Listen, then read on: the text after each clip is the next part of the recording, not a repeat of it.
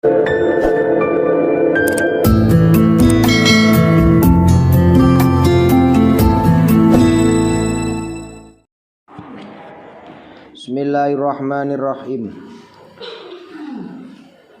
Mari kita lanjutkan pembahasan tentang masalah rasailul haid, tentang sholat yang wajib diqadha akibat haid atau nifas.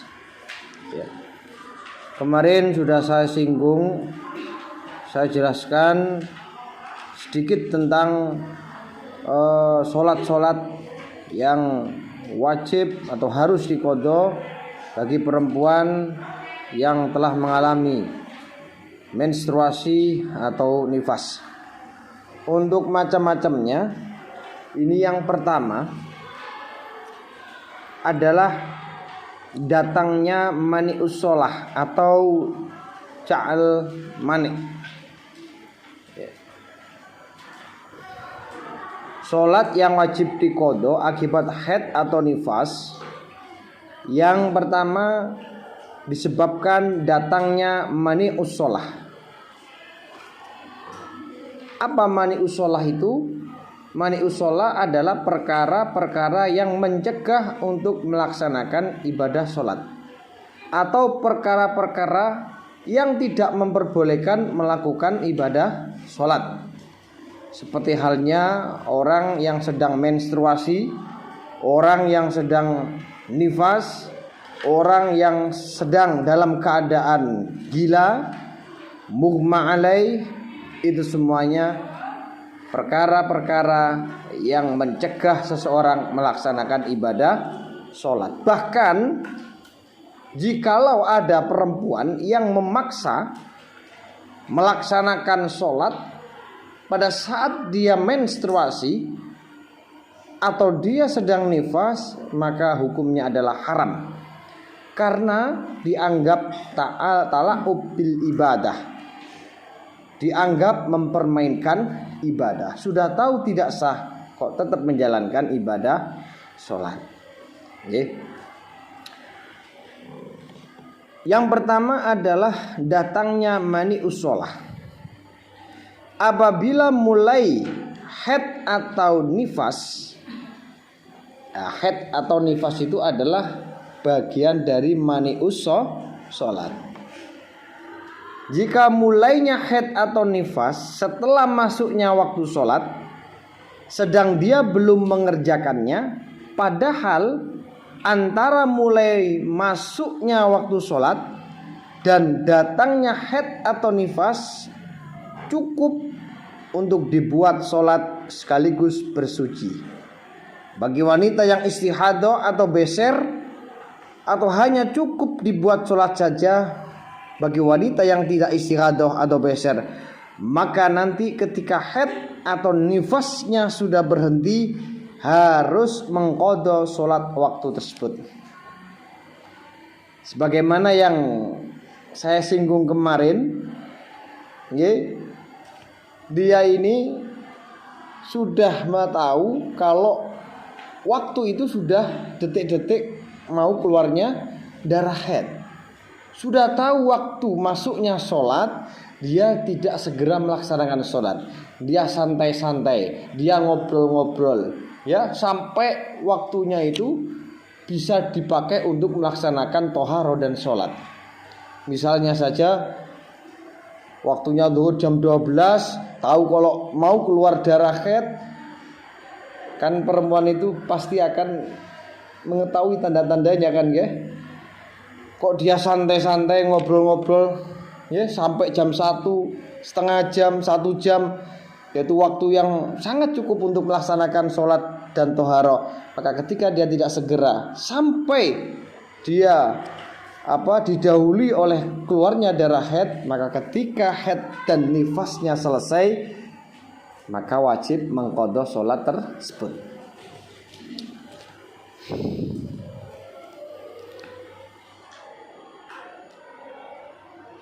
Ini diambil dari kitab Al-Maraqah, Syarah Sulam Taufik halaman 17. Saya bacakan sedikit aja sebagai bukti bahwa fa in amaniun kahaidin au nifasin au ihmain au sakrin au riddatin ba'dama madha min waqtiha ais salati ma yasauha bi akhaffi mumkinin wa tuhriha linahwi salisin mimma la yasihu ma'u taqdimut tuhri alal waqti kata yaumumin wa tuhril mustahadah lazimahu qada'uha ma'a fardi qablaha in solaha li jam'ihi ma'ha.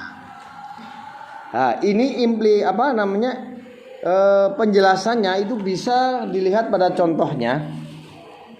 Misalkan saja waktu zuhur dimulai pada pukul 12. Kemudian pada jam 1 seorang wanita ini mulai mengalami mens atau nifas dan dia belum sempat melaksanakan sholat zuhur sebelumnya. Ya, dia didahului oleh datangnya haid atau nifas. Maka nanti setelah haid atau nifasnya berhenti harus qadha sholat zuhur saja. Sholat zuhur saja. Yang B, misalkan waktu asar mulai pukul 15, lalu pada jam 4 dia mengalami epilepsi, mengalami gangguan jiwa atau yang lain dan dia belum melaksanakan sholat asar sebelum gila tadi, maka nanti setelah sembuh wajib qadha sholat asar saja, tidak usah zuhur atau maghrib. Sudah itu ya. Jadi paham nggih?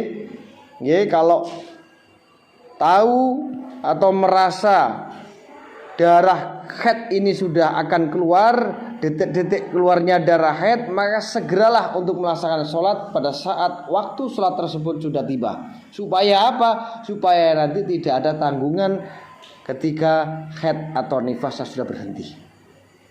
Ya, biar kita ini tidak terkesan mengabaikan atau menyepelekan sholat. Akan tetapi jika sholat sebelum datangnya mani'us sholah sudah dikerjakan atau belum dikerjakan, namun jarak waktu antara masuknya waktu sholat dan datangnya mani tersebut tidak cukup dibuat sholat, maka tidak wajib mengqadha sholat tersebut. Contoh kecil saja begini, mulai masuknya waktu sholat zuhur jam 12 siang, ternyata jam 12 lebih 3 menit atau 5 menit Anda mengeluarkan darah mens, maka 3 atau 5 menit itu kan waktu yang tidak cukup untuk melaksanakan toharoh dan melaksanakan sholat.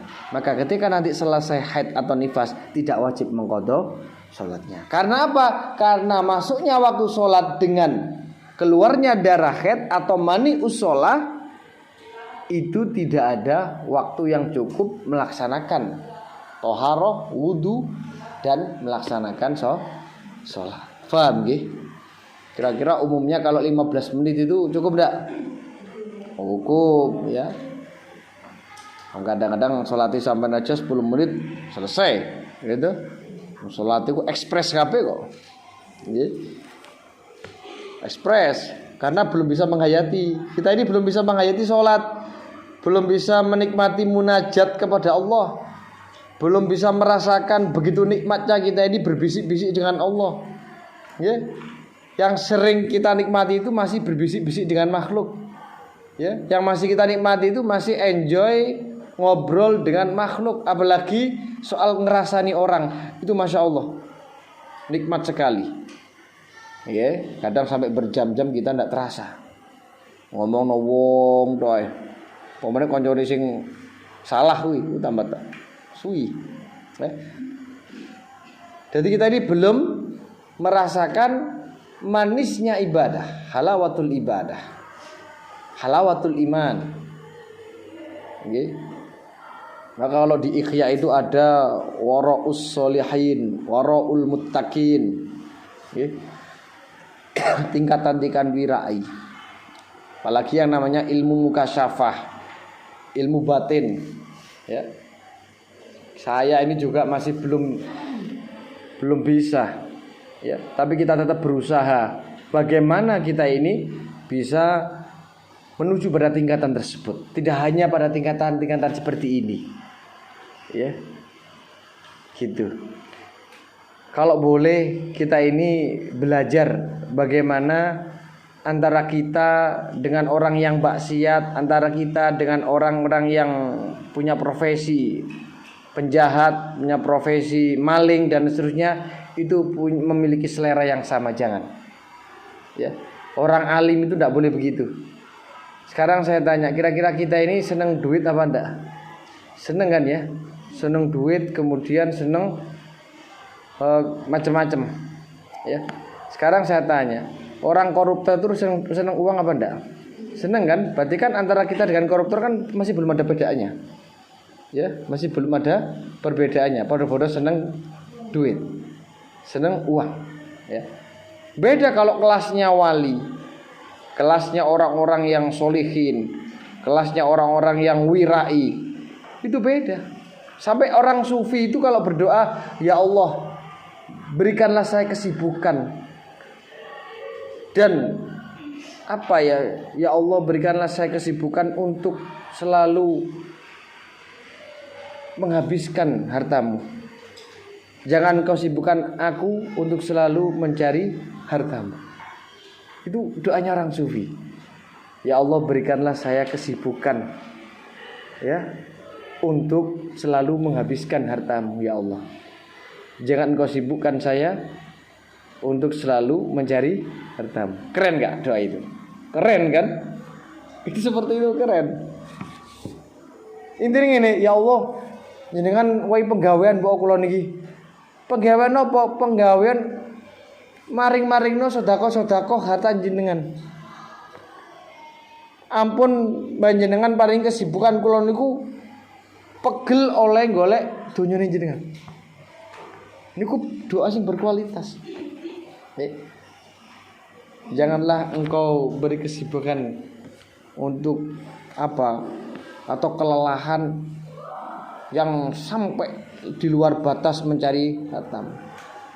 Tapi berikanlah kesibukan saya untuk selalu menghabiskan, tetapi menghabiskan untuk disedekahkan, dihabiskan untuk apa? Meluhurkan agama Allah Subhanahu wa taala. Ya, membangun masjid, bersedekah itu kan sejati ini atau hakikatnya kita ini nabung di akhirat. Gitu bagi. Itu masa kalah kita dengan bos JNI yang bisa membangun 300 masjid. Coba. Ya. Itu mereka, ya Allah, Masya Allah. Itu kan ya termasuk orang yang punya kesibukan untuk selalu menghabiskan harta-harta. Tapi hakikatnya bukan menghabiskan secara nyata, ya. Tapi nanti kenyataannya nanti di akhirat dia akan selalu memanen atau menerima buah dari perbuatan itu sendiri. Ya. Kita kembali. Hal ini perlu dimengerti, mengingat banyak yang menganggap bahwa sholat ketika datangnya mani'us sholat dan sholat sebelumnya harus diqadha, meskipun ini sudah dikerjakan. Persepsi demikian itu tidak benar. Sebab orang yang mengalami haid, orang yang mengalami nifas, atau yang lain yang harus diqadha, sholat ketika datangnya mani'us sholat serta sebelumnya itu harus dengan catatan. Ya, saya ulangi, sebab orang yang mengalami haid, orang yang mengalami nifas atau hal-hal yang lain yang diharuskan qadha sholat ketika datangnya mani'us sholat serta sholat sebelumnya itu harus dengan catatan satu, sholat sebelum datangnya haid atau nifas tersebut belum dikerjakan lantaran masih ada perkara yang mencegah sholat yang lain seperti gila atau ayan. Ya, satu, sholat sebelum datangnya haid atau nifas belum dikerjakan lantaran masih ada perkara yang mencegah sholat yang lain seperti gila atau yang. Jadi sholat yang sebelumnya, misalkan asar, zuhur itu ya guru dilakoni sebab dia masih ayan atau head. Maka nanti sebelumnya juga harus dikerjakan.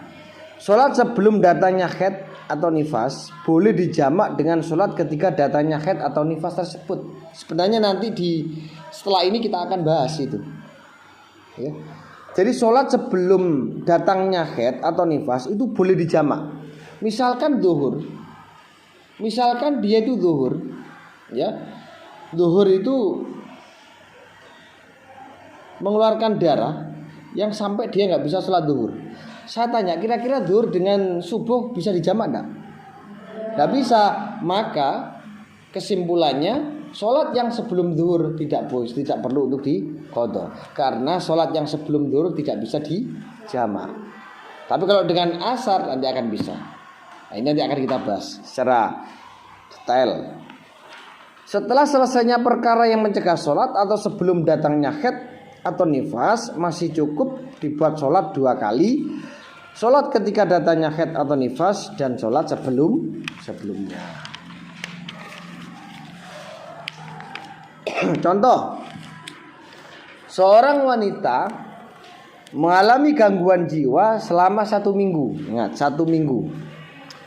Umpama ketika ia sadar atau sembuh kembali, kebetulan hari sudah sore, tepatnya pukul 4. Kemudian pada jam 16.30, sebelum sempat mengerjakan sholat asar, dia mengalami haid.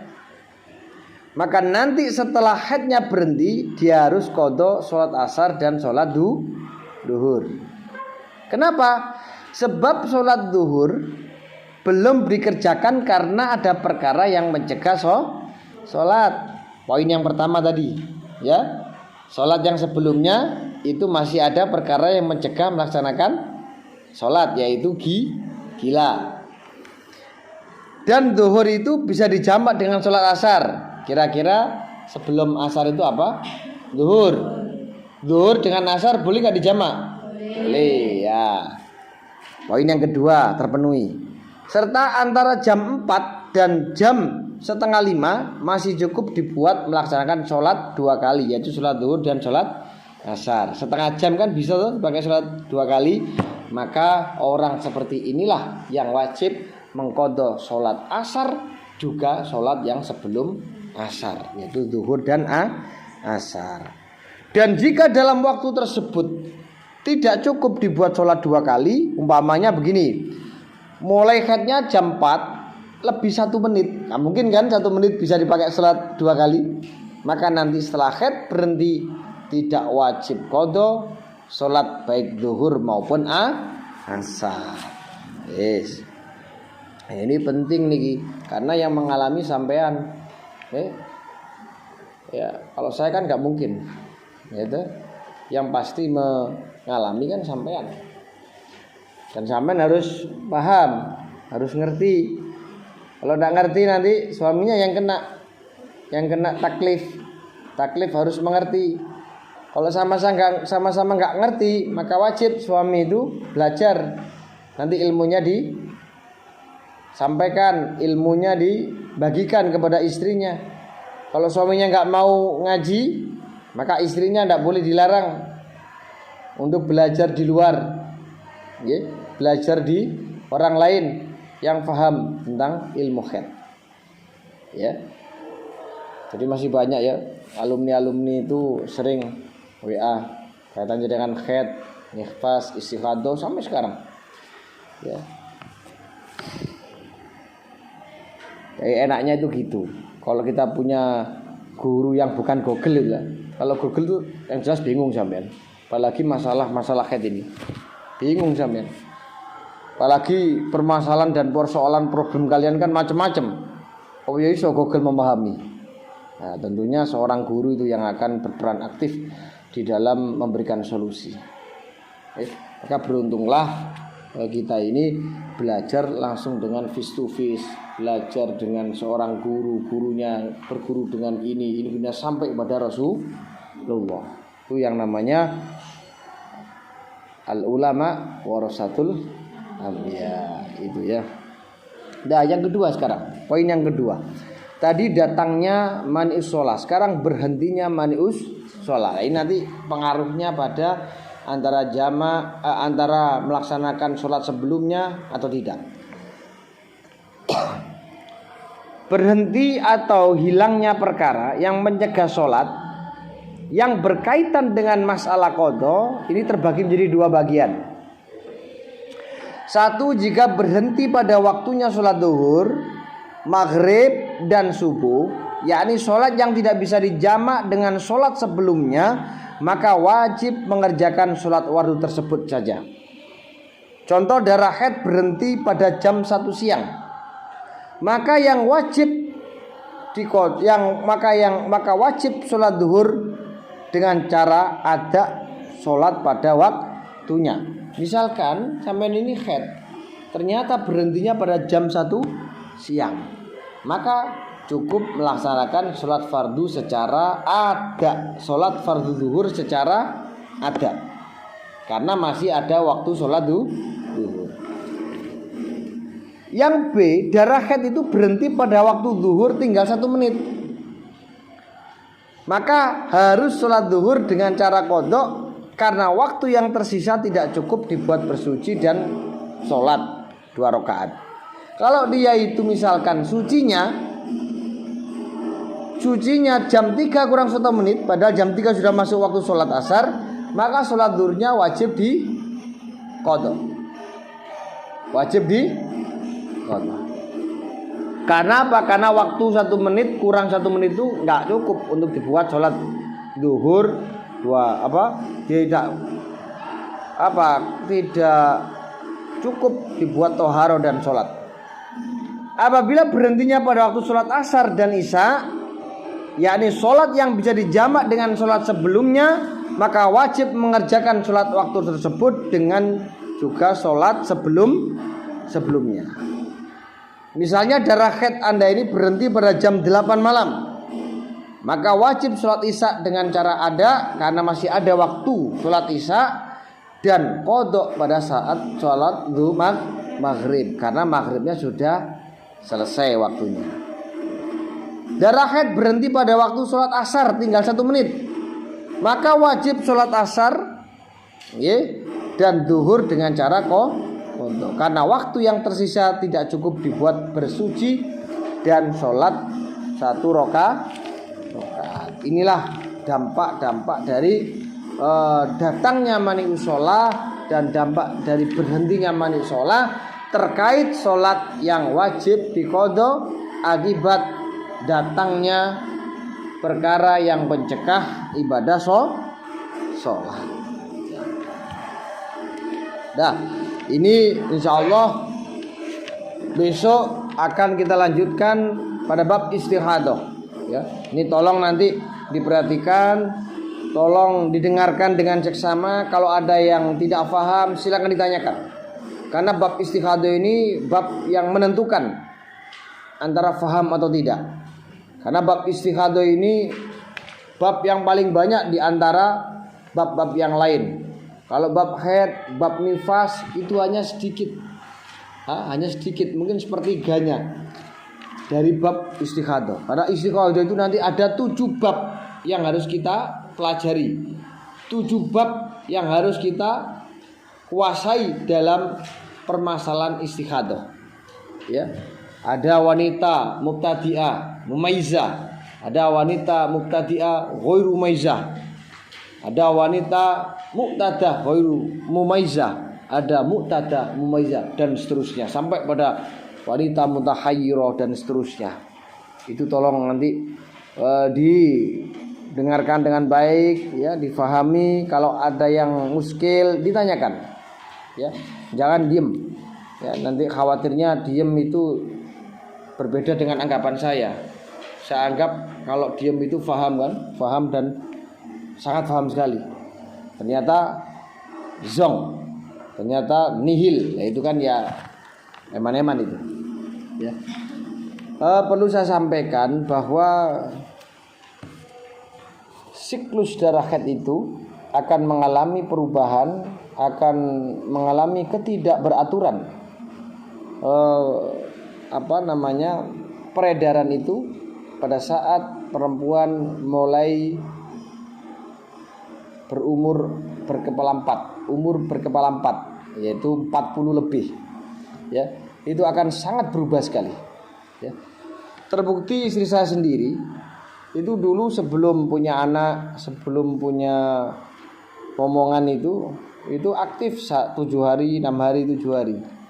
Setelah punya anak, melahirkan, itu berubah langsung 14 hari, haidnya 14 hari.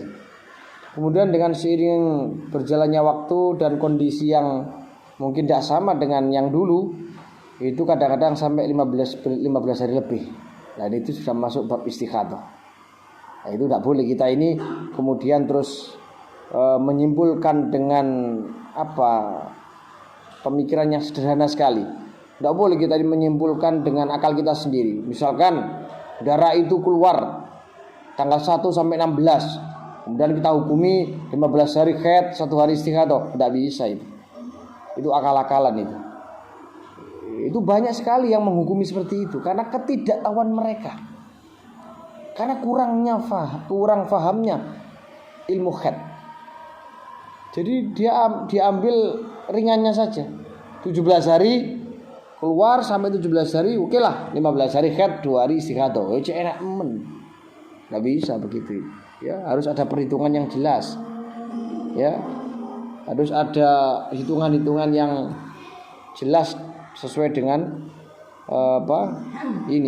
panduan-panduan dari buku yang menjelaskan tentang Risalatul Mahid. Ya. Oleh sebab itu nanti jangan heran, ya, dan jangan kaget ketika siklus haid Anda ini mulai berubah, dan itu akan sangat butuh sekali dengan ilmu haid, sangat butuh sekali, ya. Dan kita ini di dunia yang paling penting adalah beribadah kepada Allah.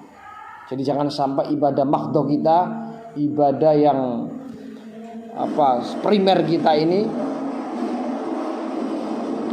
kalah atau dinomor duakan. Jangan sampai.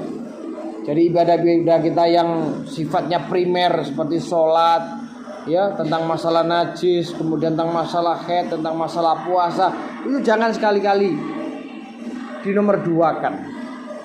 Ya, kita terlalu sibuk mengejar profesi, ya, terlalu sibuk untuk mencari nafkah, terlalu sibuk untuk mencari jabatan, mencari kepangkatan, tapi ibadah primer kita ini terabaikan. Itu jangan sampai. Ya, ini pesan saya. Ya, insya Allah kalau kita selalu gondelan aturan-aturan syariat, ngugemi dawuh-dawuh para ulama, insya Allah kita akan selamat. Selamatnya fid dunya hatta akhir. Gitu ya. Itu seperti itu. Ya. Sekarang itu sudah banyak orang yang menyepelekan pelajaran-pelajaran seperti ini. Banyak yang mengabaikan disiplin-disiplin ilmu yang kaitannya dengan masalah ubudiyah, sehingga mereka ubudiyahnya hanya ala kadarnya. Yang penting sesuai, yang penting sah, tidak begitu. Ya. Jadi kita itu harus punya cita-cita yang beda dengan orang-orang umumnya. Jadi umumnya orang itu kan pokoknya sholat, menutup aurat, syaratnya terpenuhi, selesai kan begitu. Tapi kita itu jangan begitu. Cita-cita kita ini bagaimana caranya kita ini bisa menikmati lezatnya ibadah. Ini yang penting. Bagaimana kita ini bisa menikmati lezatnya ibadah, bukan lezatnya dunia. Kita sudah banyak sekali menikmati lezatnya makanan, ya, menikmati lezatnya obrolan, menikmati lezatnya kunjingan, menikmati lezatnya permainan, ya.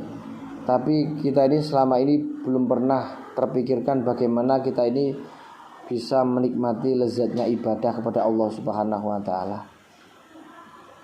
Ada banyak sekali contoh-contoh yang disuguhkan kepada kita, ya, seperti halnya Syekh Yazid Al-Bustami, Imam Syafi'i.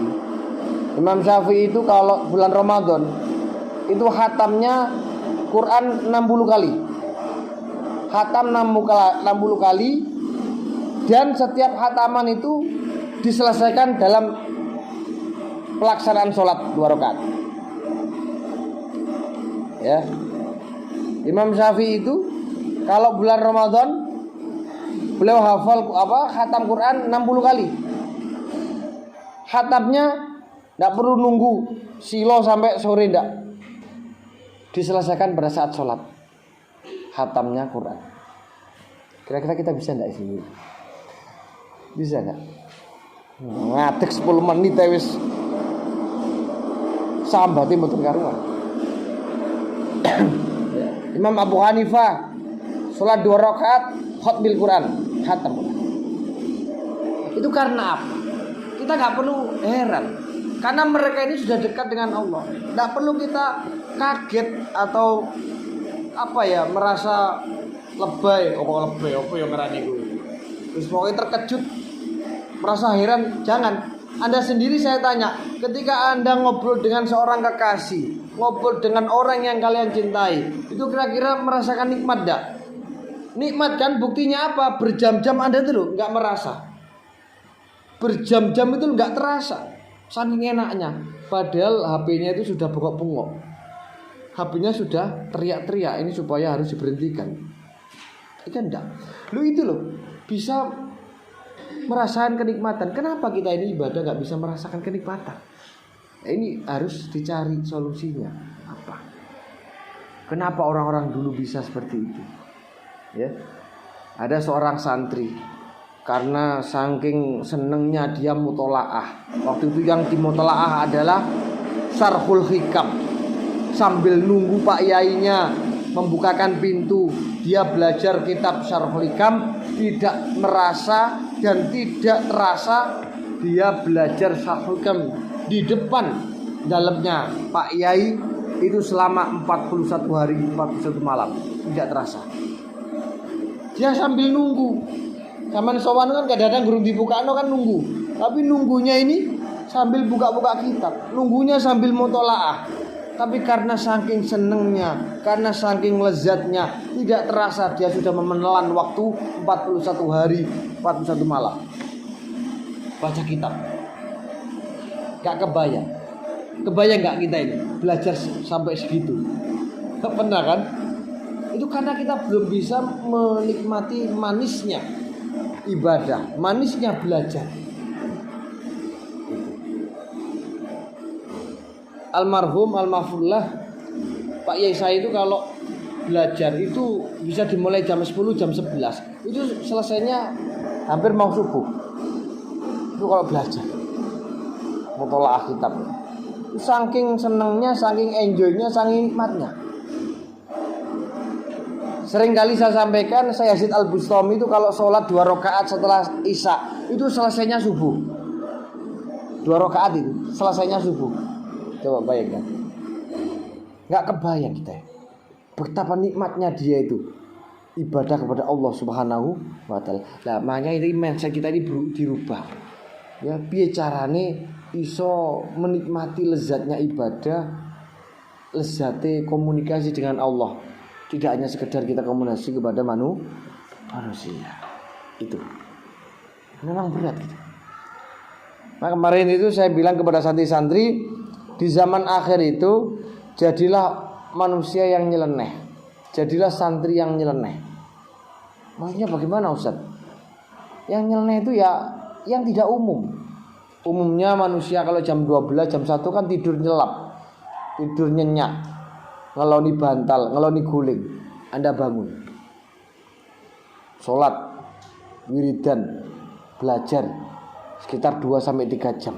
Itu kan nyeleneh. Orang nyeleneh, orang enaknya tidur kok kamu belajar, enaknya tidur kok kamu sholat. Itu kan nyeleneh. Ya, karena sudah tidak umumnya lagi. Kemudian saya bilang kepada santri, biasanya kalau santri Kamis malam Jumat, terutama yang laki-laki itu mesti kemana-mana dia. Ada yang ngopi, ada yang pakai PE, ada yang mainan PS, ada yang internetan dan terusnya. Tapi kamu coba malam Jumat setelah jamiahan, setelah rotibul hadatan, belajar, diskusi dengan teman-temannya. Itu kan nyeleneh. Malam Jumat kok enak-enakan kok belajar apa-apaan itu. Iya kan? Lah ini kan nyeleneh gitu loh.